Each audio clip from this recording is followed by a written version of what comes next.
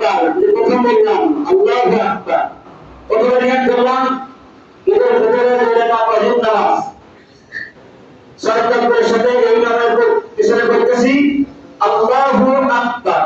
প্রথম আল্লাহু আকবার বলার পরে আমরা হাত রাখবো এখানে, এই যে আঙুল দিয়ে আমরা হাতের দিকে সবগুলো ধরবো, ধরার পরে সানা করবো।